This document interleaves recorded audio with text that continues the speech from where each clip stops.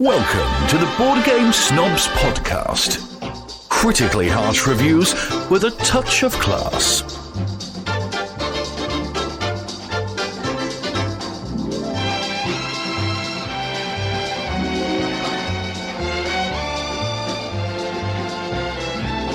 And go. Welcome to the Board Game Snobs podcast. Your energy is low, Sally. It's not low. I think it's low. I'm tired. I'm just a little tired. I'm tired. I'm Gobby, but I'm the here. primary host. Do you want me to take over? No, I'm here. I bring in the banner. I'm the primary host. Jerry is here, the primary star. This is a podcast. Let's go into great detail about what this podcast is about. We started off one day thinking we'd make a podcast about board games. Then we realized we talk about other stuff more often than we do board games. But then eventually we always come back to board games or a board game related topic. Therefore, that's the show you're listening to now. We hope you find it interesting.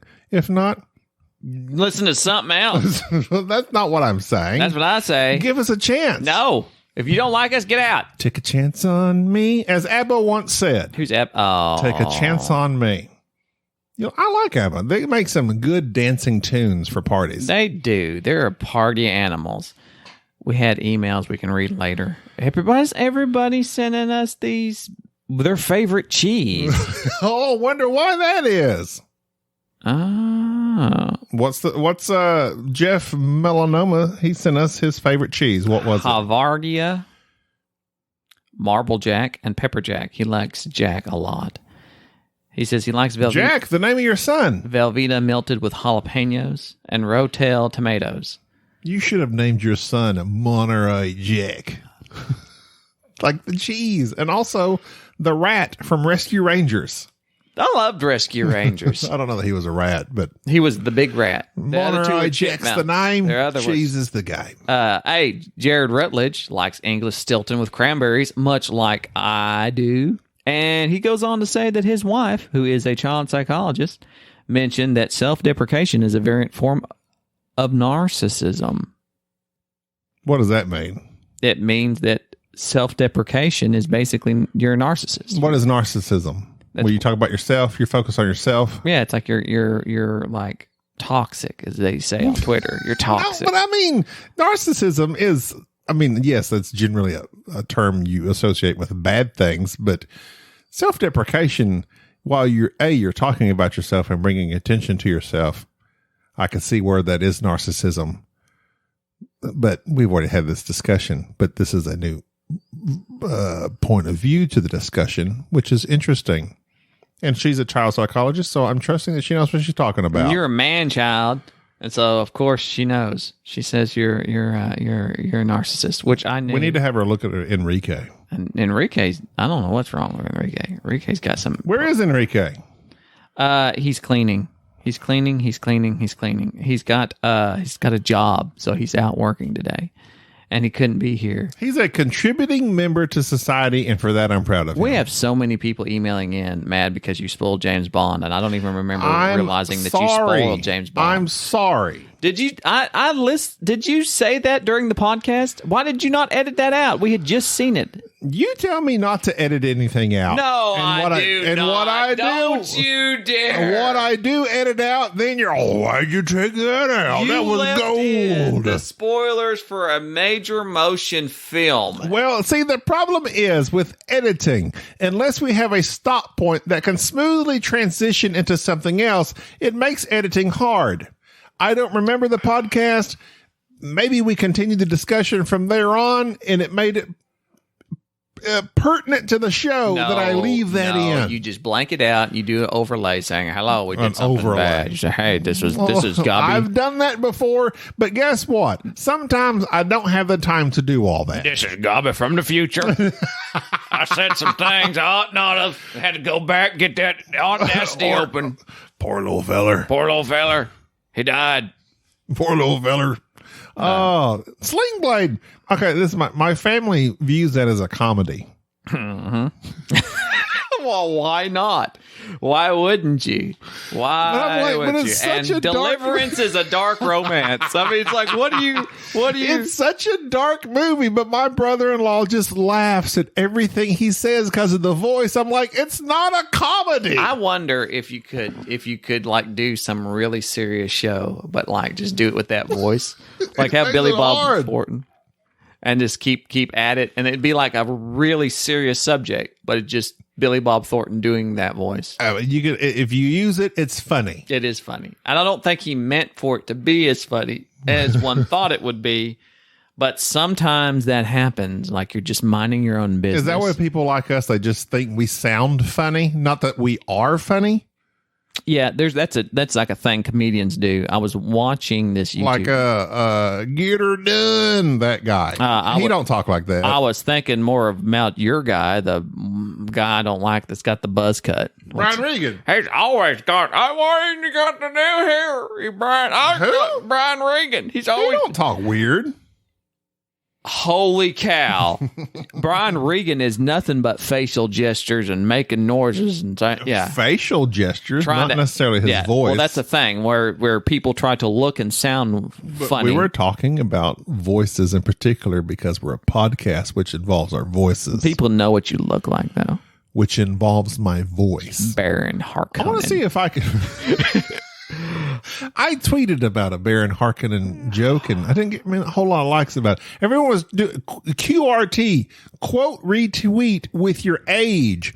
And of course, all these people are taking these gorgeous shots of themselves and like, I'm 30, I'm 40, I'm 50. I'm like, oh, and of course, they want people to say, well, you look great for your age. I took a hideous picture of myself. And I said, 27 and feeling good about it. Baron Harkonnen. I thought it was good. And nobody. I hadn't got no love. Twitter. No one appreciates good humor. Twitter's not the place for humor. You can't really be very funny on Twitter. I should have said, how you doing? Get it? That was a meme. Dune with Joey Tribbiani. He's always saying, how you doing? But it was Dune. Continuing on. On his hit show, Fremen's. That's a good one. Oh, man. As we sip our cocktails at the bask in the glory of that joke. What, Nick? That was a good one. I'll be there for you. I never watched Friends. I didn't really like it. Okay. I have to say this real quick. On Disagree with Nerd, Deej went off on how he didn't think Friends was funny. It's not. And he never watched it. We took my father to the doctor last week. We're sitting in the waiting room. Dunes is just Friends is just like on this. They're just powering through episode after episode of Friends on whatever channel we were watching. Deej was engaged and laughing. And he's like, maybe I was wrong about Friends. Well, it does have some funny moments. I don't think it's funny. I think it's good situational humor. Like it's not storytelling type humor. It's more of these goofy people and the circumstances they find themselves in. It's not slapstick. It's just. You mean these situations that come about in this comedy, therefore sitcom? Right. And that's all it is. And so it's not that you forget that you're not expecting these people to say something that's just hellaciously funny. It's more. It's just situational comedy. It's weird stuff that they find themselves in. Whereas, like, there are other comedies where it is the person, they're doing or saying odd, goofy things. It's different. I don't know. But the Friends I just didn't like it. But that's just me. But I understand why people like it because it keeps, these people who can't grow up, failure to launch people that were living with their parents. They loved watching it. Failure to launch. I enjoyed that movie. Yeah. Matthew McConaughey. I know. Did you know the woodpecker's tongue can be up to a third of the length of their entire body, and it wraps around their brain? I knew that. Therefore, when they peck at the wood, it doesn't rattle the brain because their tongue is cushioning their brain. Did you know that? I did know that. I did not know that. Also, because of its length, it can go into the hole and find little bugs in there and get a little juicy something to eat. A group of woodpeckers is also known as a descent. Into madness. That guy was unhinged. Woody? He was unhinged. I don't like how they take certain animals and cartoonify them and go, this type of animal is obviously exhibits this trait. Daffy Duck. Daffy Duck had a speech impediment and was very frustrated with life. Woody was obviously, he had clinical issues. I did not like the way that they could not figure out. Sometimes Daffy was just that. He was Daffy. He was unhinged. He was crazy, just bouncing around. And like, he was like the Bugs Bunny of the show. He was always like evading Elmer or, playing hijinks and just like outsmarting him. And other times he was just like the idiot. When he was up against Bugs, he was always the idiot. But when he was alone, he thrived. I want to know why Pepe Le Pew was obviously an offender. Like, they made his character out to be very... He's been canceled. Yes, he has. And it's like, why? Who decided this? Poor skunks. Skunks have been maligned because of Pepe. Well, what about Pepe? Pepe's a fraud. But Eeyore. Pepe? Eeyore made all donkeys who are known slow for and their sad. joviality. That's not a word. Jovial and their nature. Fun to be all depressed individuals. Is mule or donkey? I don't know really the difference. One's a horse and a donkey, and one's a mule. A horse and a donkey make a mule. Okay. Was he a mule? I don't know. Eeyore. Let's mull it over. The sad donkey. He was a donkey. Probably a donkey. But it doesn't make, Eddie Murphy come back, try to bring Donkey back into the realm of jovial animals. Thank you for that, Eddie. Is this the banter? Why? I'm not. Well, no, I got going really deep because we got to do an ad read. We're done with that. No, you're doing the ad. Here's the thing. No, we're done. No, I've recently got into marketing. Well, you got your own ad read you want to do. Well, no, here's the thing. I got this idea. Nobody steal this idea. Copyright. Do a little circle with the R. TM in a circle. Oh, TM? Yeah. Trademark. Okay. So we're never going to get sponsored. We're never going to get advertisements. Never going to get it. If we don't show people that we can do said ads. Because why would you? Why would you sponsor us if you don't know what you get? So we should just do ads for stuff.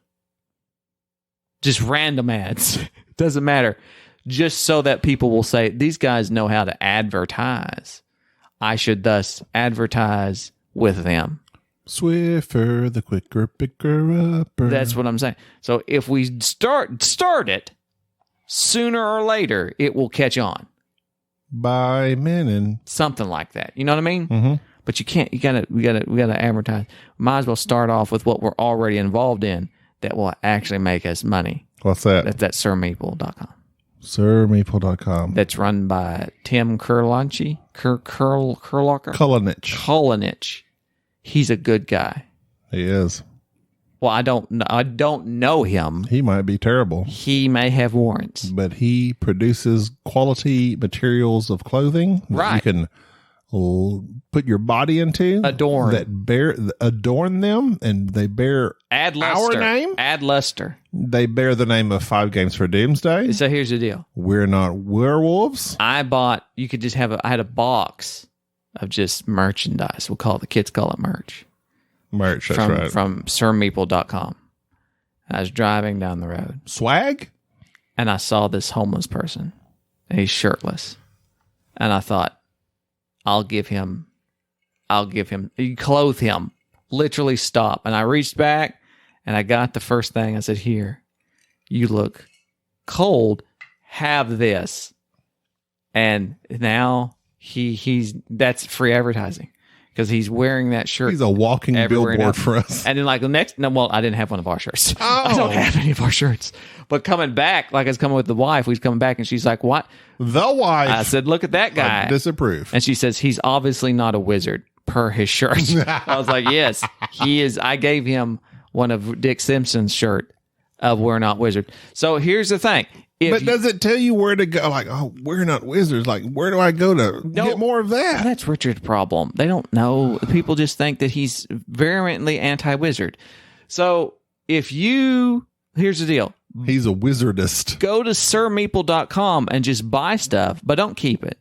Resell it. So I had this idea. So like we are up here where there's Tim, who is definitely not a felon that we know of, who owns Sir Meeple. And then below it is us two. We're there, and we're the content creators. And then there's people who buy our stuff, and they're the next level. And then they could buy that merchandise and then sell it marked up to other people. And then they're at the bottom. It's sort of like a triangle pyramid look thing. It's called a scheme. But anyways. Plans, schemes. Multi-level type of marketing. A triangle plan. Right. Not a pyramid scheme. So just buy this stuff, then resell it because it's high quality. Well, it sort of is high. What is it? Is it wool, cotton, Egyptian thread, 300? It's a polymer. It's some sort of polyester. It's made from plastics. From what we know, plastics are in everything. It's 3D printed. There's enough minis. They melt minis down to make these hats. Do we have hats? We have a hat. We did, but I don't think we do now. But he's looking for another. Because Adidas fired us. We lost them. We didn't even have them to advertise.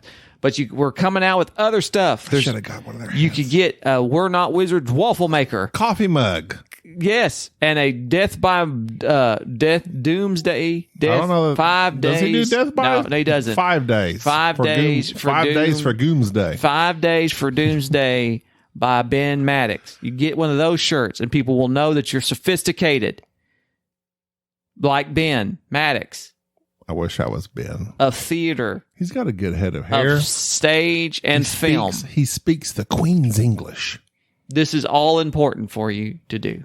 And then you could resell it and make a little money and everybody's happy. Sponsored by Evan Williams. Sir Williams. SirMeeple.com. See, that's the type of advertising I'm talking about. That right there will just get people will want to. Right there. Cool stuff. Our phone will be ringing off the hook. Board Game Snobs. Did you know there's only Gmail. one man in the... I wonder if he still has the discount code Zoinka. That was like free shipping worldwide on orders over $50, I think. It was at one time. I don't know if it's still there. Try it out. Hey, everybody try it out. Code Zoinka will give you free shipping over $50. That's not a thing. It was at one point. Did you know there was one man that can voluntarily... What's the opposite of dilate? Constrict. He could dilate and constrict his pupil. The only person... Why was he being so mean to his student? I don't understand. Why was he stretching out his student? I don't get it. Maybe he was a yoga class. Oh, his eyeball. Yes. The pupil. Usually that's dictated by light. The window to his... Richard-tated by light. Soul. Richard-tated. That reminds me. Dick Simpson. Chicken Dick. Love that guy. He's okay. He's going to come on the show at some point. We've invited him. He may come. He may not. He's going to. He's busy. He said he would. I don't take this moment to announce that We're Not Wizards is no more. I shouldn't be announcing that somebody else's podcast is ending. How dare you intrude upon Richard's it's not. Announcements? He hasn't had an episode in a long time, but I think he needs to bring it back.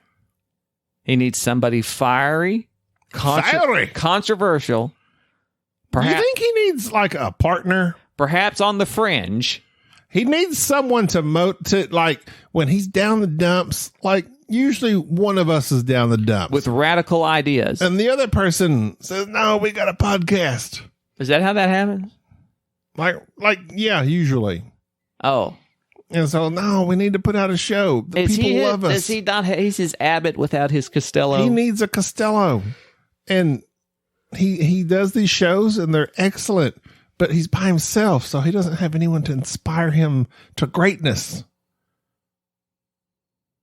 This is true.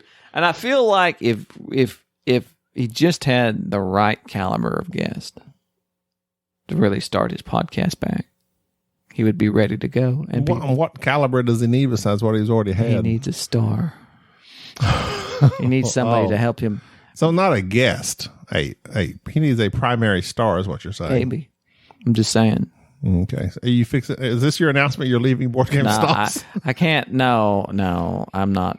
Why are you closing your eyes so much? Are you about to fall asleep? I'm very tired. I'm very tired. Well, then why are we podcasting when you're tired? That's not the time to podcast. Because I'm a professional. I need your energy. I have all the energies. I can dilate and constrict my Sphincter. energies as I need them. And I am ready to podcast. Dilation and constriction of one's sphincter is very important. So when you say sphincter, you know your body is full of sphincters. It's actually a descriptive term. I'm talking about the one in your anus. No, that's not what I'm talking about. I'm not talking about the sandworm of Arrakis. Remember that? Dune? The sand rectum. Yes. That was a cool scene, and I'm looking forward to Dune Part 2. Part 2? Dune? Is that what they're going to call it?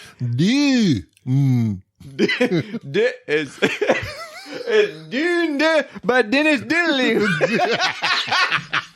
Is that the director? Dune Part 2 by Dennis Villeneuve. Sounds right. Lots of It'll be all right. So they're gonna ride the. It's worm. off of HBO Max now. It's gone. Is it? Yes, it's served its time. All right, we need to focus. Can we talk about it now? Yes. Talk about what? Dune? And not spoil anything? Yedo. Sorry. I watched John Gets Games. He kept saying Yedo. I looked at the pronunciation. Apparently it's Yedo. Yedo is the ghetto pronunciation of Yedo. Yedo. Deluxe Master Set. And you don't have no deluxe master sets in the ghetto. And it's so Deluxe Master that they didn't have metal coins. Well, look. Deluxe. I like it's the fact that they had to go deluxe. This happened. Someone was talking and they're like, we should have the master set. And they're like, no, we should have the deluxe set. And someone said, no. What's the master set? What does that mean? It has everything. Okay. It has stuff that you didn't know you need. That's why the box is so big. What makes it deluxe? Because the art and everything's been redone. So deluxe just means that it's not luxe. It's deluxe. It's been completely luxed out. And this has been. Now, you don't like that there's no metal coins. But as people know, I'm allergic to copper, so I can't touch any type of metallurgic coins. Why I don't carry change? I fear change. Well, why do you have that large necklace on, though? This necklace is made from pure gold, And much like my heart. And it says Jerry. Baller.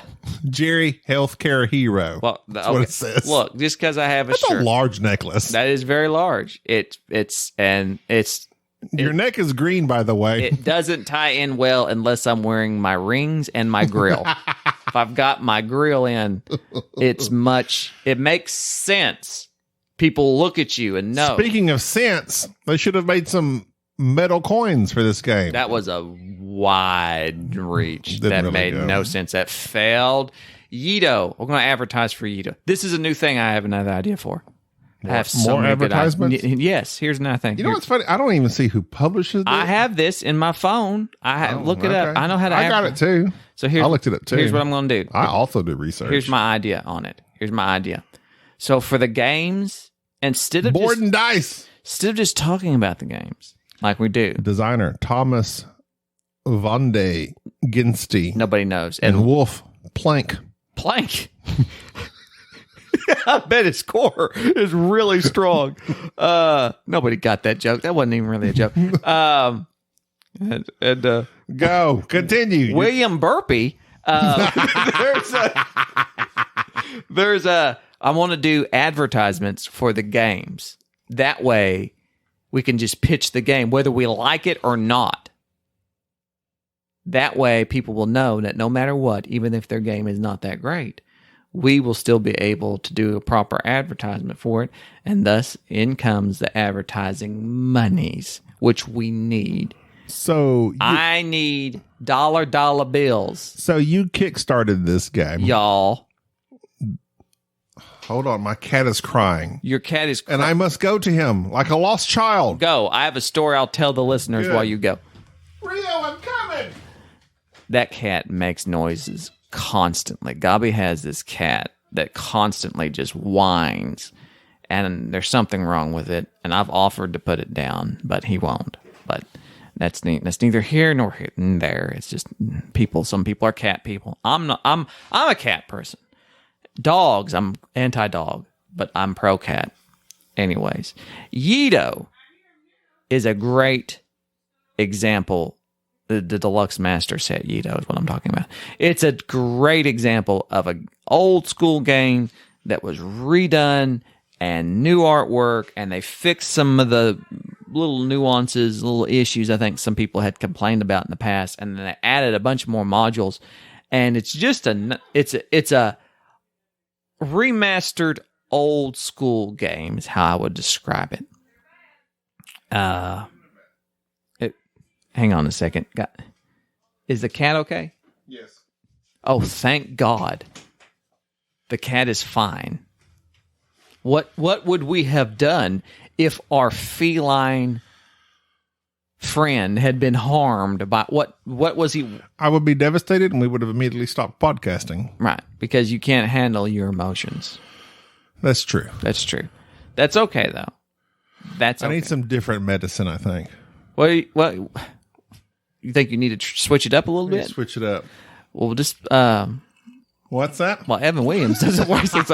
First off, I would suggest not drinking while taking antidepressants. Would be my first suggestion. That's funny. That's what the doctor said. And that's generally against. And I'm not a professional.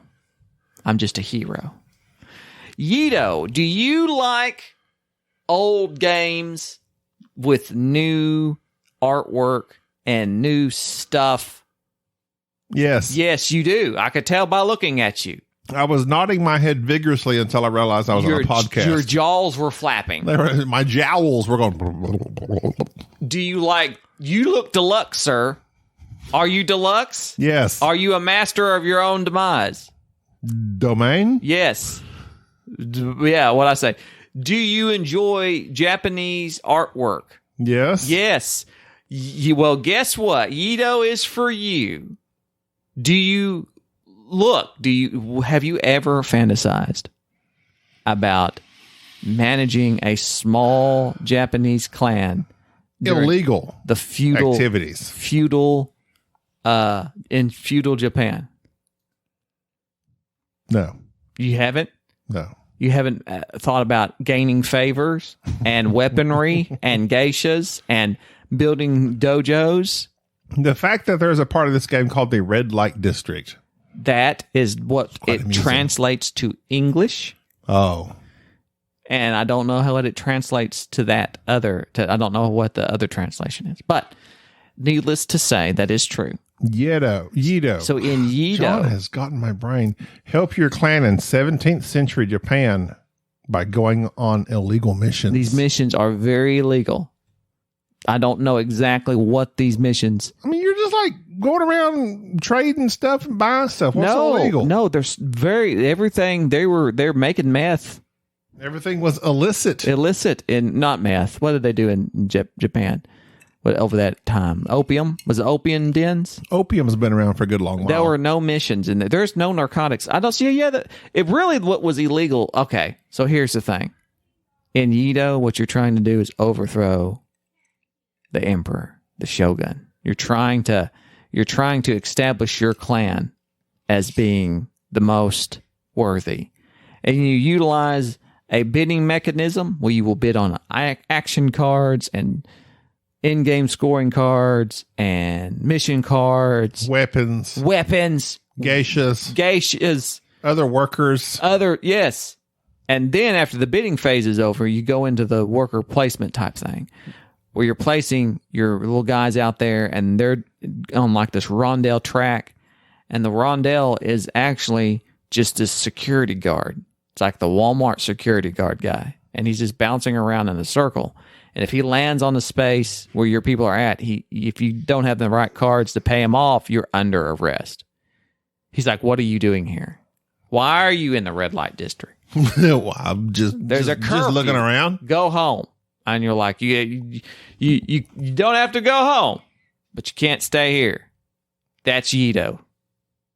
And then after you've done that, you're building up you have your little player board, and that's where you're putting your favors and your little dojos and various other things. And then the main point of the game Annexes is to play these mission cards, and these mission cards all have requirements on them and lots of flavor text.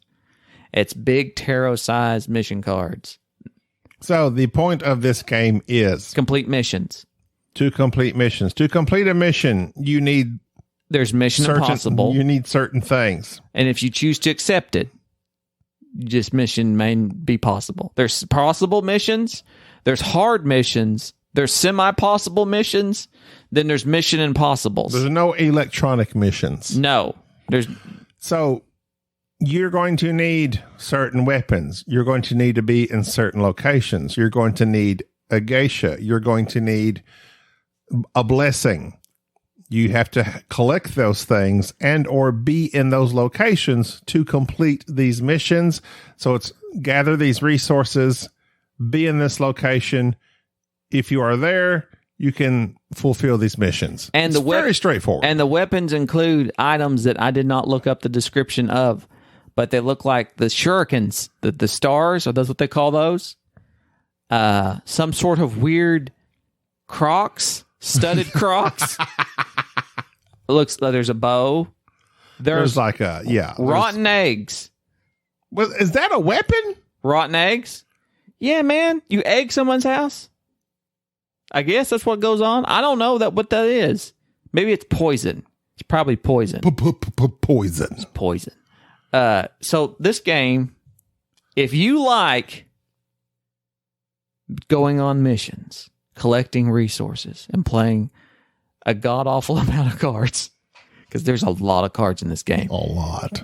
Because that's what the deluxe means. It means there's a lot of cards. Master. I thought master means. No, the master means. You said master means it has everything. Well, now you're changing your tune. I can't recall. Look, the thing, Exactly. all I know is. You said deluxe referred to the art.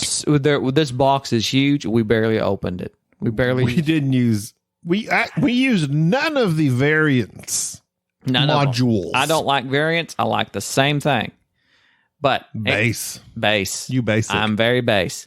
So with all that done, we played it and we enjoyed it. But here's my caveat. The advertisement's over. Okay. Please send your money to boardgamesnods@gmail.com. Just send us money. So envelopes full of money. It was very basic for its presentation. Like, I remember when I first kickstarted this game, it's a classic. Everybody said you need to play Yedo, something that you really enjoy. I looked up some of the information on the old Yedo. There's a lot of people talking about, not saying it's broken, but there's a way to win the game that's very specific that they thought gave it the advantage. Anyways, this Deluxe Master Set supposedly kind of added a lot of variety, fixed that, so forth. The artwork is amazing in this game. There's tons of flavor text. It's still very abstract, but at the same time, the rounds move so quickly, and the game is set up to where you can play a short game with this, 6 rounds, 9 rounds, 11 rounds, whatever you want. And the game really, the main feeling that you get from the game is the first stage being this bidding mechanism that with 2 players, to me, kind of works. I'm always nervous when there's a game that's bidding and it's just 2 players. I firmly believe this game probably does better with more players, but we just played it 2 player just to feel it out. And in that game, all the areas that you would go, what you're bidding on, all these cards and other resources, there's a minimum bid, and the person who's in first place opens with that minimum bid, and the other person can then basically outbid them, and then they get another chance to outbid that person. So you play this back and forth game between 2 players of maybe the second player purposely running up the money so that this costs the auctioneer, the first player, a lot of money to get what they want, or the first player can just say, okay, you take it, and then you get stuck taking something that you might not necessarily want. So it's an interesting bidding mechanic that I'm sure with more players works better. It only came into play twice in our 6 rounds. Right. Because you can only outbid once. So the initial bid is the standard bid that's written on the board. Right. So Jerry, being the first place player, was going to say, and in a 2-player game, it's not the locations, it is these 3 different colors. You got black, white, and red. He says, I'm going to bid on the red options. The red options are all $3. So his opening bid is $3. He doesn't even have to say it. He just says, I'm going to red because that is $3. So then it's up to me. Hey, the wise thing is to just go somewhere else and pay the standard price. It's much cheaper. But I could outbid that. It is interesting in the fact that if this is a place you really do want to go to, there is a nice element to the game in the fact that you can only bid once, so you have to make it count. So do I go super high to make sure that he doesn't want to go there? You can't do the whole, well, I'm just going to go 4 just to see if he'll go 5, then I can go 6, well, then he'll go 7. No, you have to set that amount. So if he goes 3, I really want to go there. How badly do I want to go there? How much money do I have? I have $10. It's only $3 worth though. So I'm going to set this. I'm going to go 8. And then does he have the money to outbid me? Well, then he can outbid me once. So either he can outbid me or not. He could take it for 9 or not. I liked that part of the bidding, even in a 2-player game, even though it only came up once, maybe twice. All you said right there was crystal clear. Perfect. I understood every word you just said. I thought that bidding mechanic was very interesting for a 2-player to work. And so it was quick. It got through the bidding process very quick. I honestly believe that with 4 players, 5 players, that becomes way more interesting, and it makes the game go longer, of course. But so after that, there is then the worker placement aspects. And again, the board restricts the areas with the workers. So at times when you're placing your workers out there, you have to fight not only with the spots there that you want to go with your meeples, but there's also the security of the city that's going around like a rondelle style that if it lands on that spot, all my guys, my workers are arrested, and they don't develop because they are arrested development, and then you have to pay to basically get them. So it kind of blocks off an area, and it does it through each round. So you have to anticipate, I want to go here, but it also gives you this neat little option of these action cards that you have a small set of, that some of them will allow you to move the security around the city. But not in the basic game. Not in the basic game, but with the modules, let you move the security around. Or if it does land on your spot, to be able to get your guys out of jail. So that's interesting. So there is some of that, I'm going to make this guy bounce over here and arrest all of Gobby's guys. And that didn't show up in the 2-player game. I highly suspect, though, with a lot of players, this becomes an issue. But not something we particularly worried about in our 2-player game. It did just kind of lock down an area and was kind of frustrating because several times we needed to be somewhere that we couldn't. And then after you've placed your workers, you then pick them back up later in the later round and activate them and do one of 2 things. They either get the benefit of the spot that they're on, or they complete a mission. And the mission cards are really the crux of the game. Mm-hmm. There's 4 different types, and they're easy, medium, hard, and impossible. They're color-coded, and these missions have a bunch of flavor text, these tarot side cards with some neat artwork that say, if you're in this area and you have these weapons and you have these assets, you can complete these things, and you will get this many victory points, this much money, this much whatever it might be. And also, by the way, here's a bonus thing that if you go a step further and you have these other extra items, you get this bonus. And the bonuses tend to be really, really good, but it requires you to have a bunch of stuff. So you end up spending a lot of time maneuvering your guys around right where they need to be, collecting all the weapons and things that you want, and you never have what you need. I will say that in this game, completing a mission was very satisfying. Yes. Because it generally took a while, because you're dealing with, look at your annexes, the various buildings you have. Some missions require you to have these various annexes on your player board, and there's only 4 types. And these annexes allow you to put your meeples there. Instead of going to the main board, you can go here, and they give you a pretty powerful game-breaking type maneuver, or they give you a passive thing, like you get a little bit of money each round or something of that nature. So that was neat.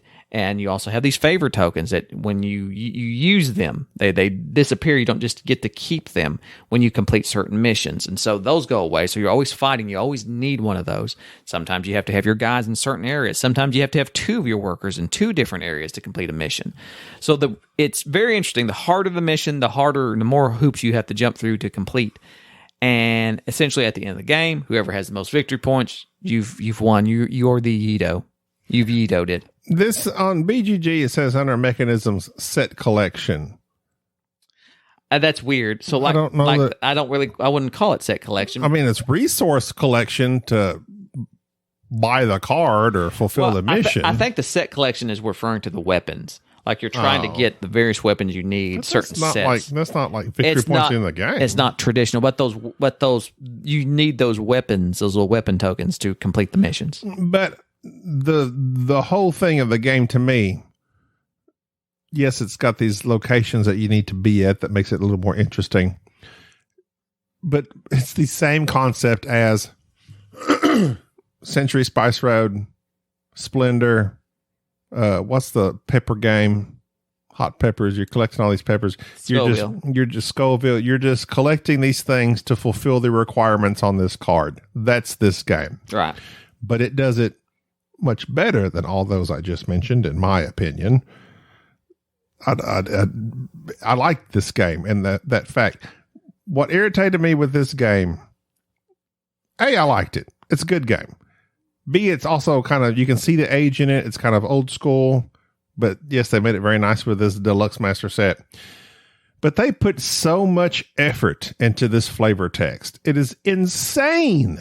The flavor text they put on this game. There is so much flavor text. And on these mission cards, it's like flavor text. It's like a whole story on this card that did nothing. It added nothing other than, I could read this and pretend this card has anything to do with that. But all I have to do is I have to be in this location, have this weapon, and also have this annex. Okay, I fulfilled that card. The flavor text affects that none whatsoever. My suggestion to Jerry was, if they wanted the flavor text to matter, it would have been cool. And of course, when you fulfill the mission cards, you get either victory points or money or something along those lines.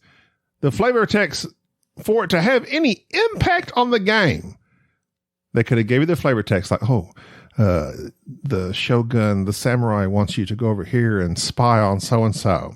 If you successfully fulfill this mission, you get either A, choose this, or B, choose that. Kind of like, what's that game we played? Near and Far. You have like options, and depending on those options, it did something. This game had flavor text out the wazoo for this setting that it was in to try and make it thematic, which ultimately it was not. It's an abstract game of resource collection to pay for these cards. It's a nice version of it, but it ultimately did nothing to make me feel like I was in this setting at all. I would like to play this game with more people. I think Enrique would really like it, and throw in the modules just to see. This game also has a solo and a co-op, which I wouldn't play co-op because, why would we play a co-op? I don't like cooperating with anybody. To Gobby's point of this game being very dry and the theme is there in terms of the look of the game, but you don't actually feel like you're doing these missions. You just feel like you have several mechanics that you're just moving and manipulating around to be able to fulfill this card. You're checking boxes to say, I now have everything I need. Here's my golden ticket. Give me my victory points. There's games like The Godfather, Corleone's Empire, where you can get into it, even though it's it's not super thematic, but even at that, you can kind of like draw up the story with your gameplay. This one, you can't. Right. Even though it's written on the card for you, I can't draw up a story for me fulfilling this mission because it just does not exist. Right. Yeah. It's very dry. It's a very dry Euro. And to Gobby's point, one of the things that I and we talked about this while we were playing the game. One of my favorite games, and a game that I do not recommend at all to anybody, is Robinson Crusoe, because it is a very difficult game. It's one of my favorite solo games, and it does something that's very neat. It has these 3 deck of cards, and it's for foraging, building, and hunting. And you go out or exploring. I'm sorry. And you go out and you look through, you draw a card, and the card has flavor text on it, and there's a top and a bottom part. And the bottom part is something that you don't look at. You don't read it. You just read the top part, and it says, you were exploring and you found this cabin. Do you go into this cabin or what? Like shuffle this back into the deck or put this into your deck. And what ends up happening is that depending on your decision, a lot of times you will suffer the consequences, whether it be good or bad, from this decision. So for instance, it might be you decide to go into this place, shuffle this card into your deck, and then later it comes out, oh, you got bit by a snake. And now you're hurt. Now you put this mark. So it added a lot of, man, I don't know what I'm going to do. I should do this thing. And there's a consequence from it. And there was this neatness of, oh, I found this item because I made this choice. In Yedo, it's very dry. It doesn't tell a story. If you're looking for a story, you're not going to find it. Yedo is very flashy.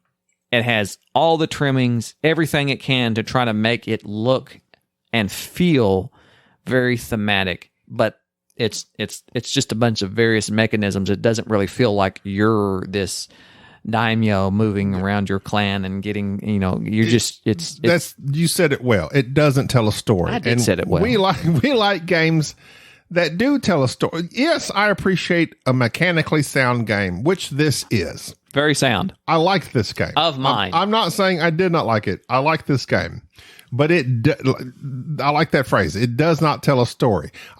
We can't go into this game, and lots of times people do that when they're playing board games, whether it's Western Legends, Godfather, anything.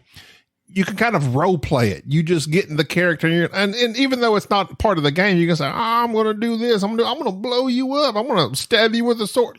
You can't do that in this game. And with Yedo, there's the bidding. Yes, that's the player interaction, is the bidding. Yes, the worker placement is the player interaction where, oh, you went to this spot, oh, you might have blocked me, or there is some minor typical Euro-type interference. But other than that, it's the same. It's very straightforward. It's very, very, very, very straightforward. And that's, if you are into that type of thing, if you like straightforward, dry Euros, this is for you. Right. Yeah. I mean, it's very, and I mean, Yedo has been a very respectable game for a long time. Like it's one of those games that I'd seen, and the reason I backed it is because it had a long pedigree of people talking about Yedo and how nice it is. And it feels like this is a slap of new paint on a very old game that is very functional. It works. I enjoyed it. It did not blow me away. It didn't do anything particularly new. I'm very interested, though, in trying it with more players, with the modules, to see if it spices anything up. To me, it reminds me of an even drier, which is weird to say, a drier Marco Polo type game. And see that, and here's a topic for you. But I love Marco Polo. I will play Marco Polo anytime. This game was super fine, but I would prefer Marco Polo, even though it's basically the same similar structure of a game. Go to these different areas, collect these resources to fulfill these missions, which is exactly what you do in Marco Polo. Right. And so here's the thing. Sometimes, and I've noticed this, here's a topic for you. So, I mean, Yedo's a good game. It's not great. Won't blow you away. Yada, yada, yada. Yedo. Sometimes we give a game a pass because it doesn't try to have a story. It's just mechanics. You're doing this thing. I'm thinking of, let's say, Crescent City Cargo or Captains of the Gulf, where it's not trying to tell a story. It's just a bunch of mechanics. You're doing this thing. It doesn't purport to try to make you have a story. It's just you're fishing, and here you are. You're out fishing. Or you're moving cargo. Here you are. You're out moving cargo. It's interesting that, though, when a game purports to try to tell some sort of narrative, to try to have some sort of theme, that's when, if that fails, we hold the game responsible for that. So like with Yedo, if Yedo had just been a much smaller box, a much lighter game, where it was just, okay, it's sort of kind of a rondel, you collect these things, you resource management, it would have been just fine. But then with these other mission cards and everything else that it does, with it trying to say, here's this, it purports to try to make something thematic that it's just not thematic. It's not. And I find it interesting that often people will hold responsible a game for failing to do something that is completely absent in other games. So, for instance, like The Godfather doesn't purport to be a game of telling stories. It's simply a card. You do this thing or that thing. You're putting out workers, and I can do area control, blow up this area, or I can take over this business, what have you. It doesn't mean to tell a story. There's no flavor text. It is what it is. It's area control. There's no story behind it. Each little card is actually some very poor clip art and doesn't have a lot of flavor text. We don't expect it to. We don't think, man, this card needs flavor text. Whereas Yedo has all that, and in spades, the production value of this game is phenomenal. The only thing, of course, that Gabi brings out doesn't have metal coins. That's the only thing I would hold against it. Other than that, just beautiful presentation, but it does not tell a story. It doesn't make you feel like that you're doing this theme, that it has everything else there to do. So that, to me, is interesting how sometimes we will let certain games have a pass at something when it's absent.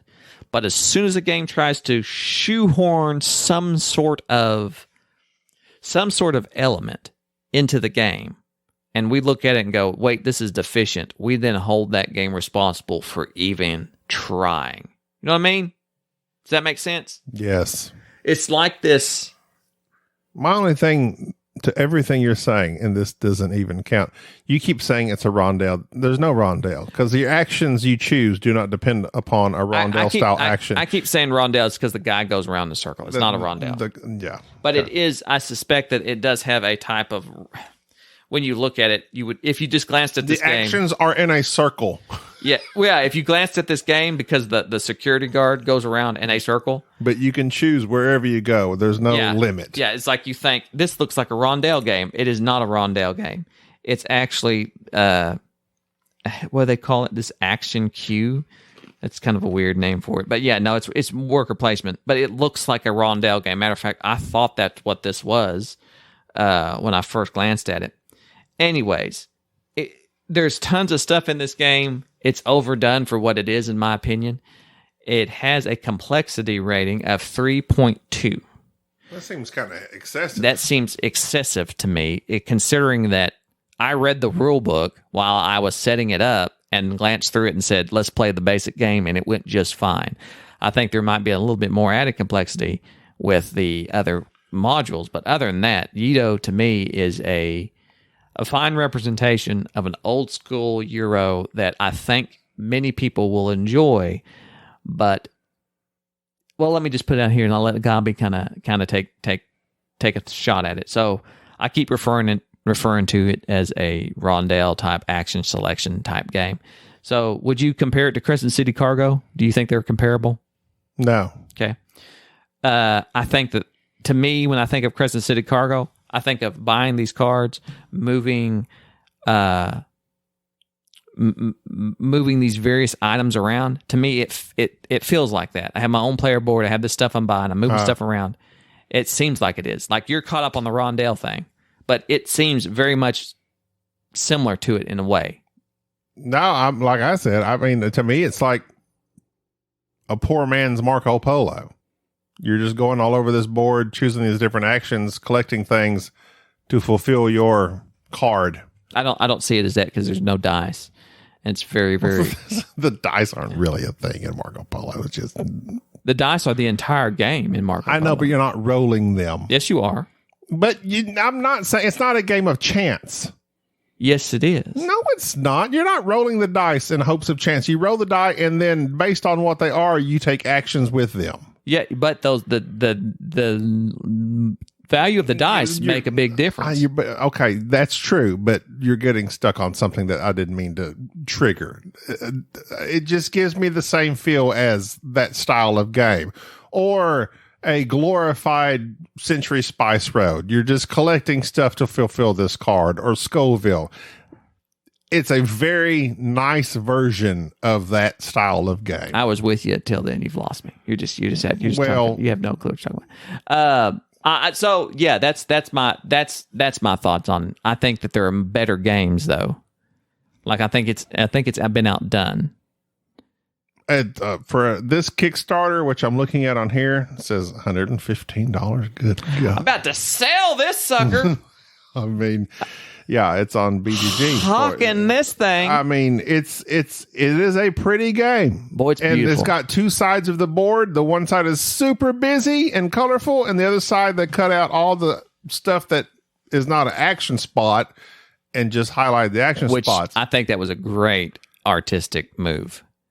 That was an awesome move for them to go, this is too busy, this is too much junk, let's lower it and make it look like it's this thing here. And it is, because there's all this stuff on this board completely unnecessary. It's pretty, it's good to take pictures for, but ultimately you don't need it. You only need the action spots. So we use that. I had it set up when Jerry came in, so that's the side I chose. And again, I like, if I was to rate this game, but out of 10, I would give it probably a 6.5. Yeah, I'd something similar if I had it as forced to. I enjoyed it. There's nothing wrong with it. I think that there's some players that will really enjoy this because of all that you can add. I think there's a lot. If you're the type that values replayability, I think with those modules, I like the fact that the 2-player was kind of adjusted to where this bidding mechanism to me really worked. I think this is really good, probably with more players. That fact that there's a solo, which I haven't tried, there's a co-op that I haven't tried. There's a lot of replayability in this box, and I think that it's a very nice representation of an old game. I think for us, though, it's probably one that has been beat out for us for other games that we would much rather play. Maybe. I don't know. We need to give it another shot. I would like to play it, as you said, with at least one more other person. We need a Yedo. Replay. Because on 2 to 3 players on the bidding, you go to these 3 different sections. More than that, all the places open up. So I think you would need the full complement of people for that. I don't know. You don't know. You've given very poor analogies. How dare you? All your analogies have been junk. Your analogies. Your analogies. You're nothing but an analogist. I'm anti your analogies. I'm anti-analogist. Your analogy. Anyways, that's all I have to say about Yedo. I'm done with this. All right, be done. I'm tired. You're not tired. I am tired. You don't know. Cowboys are playing right now. I need to go play this play. That's going to do it for this episode. Our vote on Yedo, it's fine. Yeah, it's fine. I'm Gabi. This is Jim. Thank you for listening to the Board Game Snobs. Stay classy.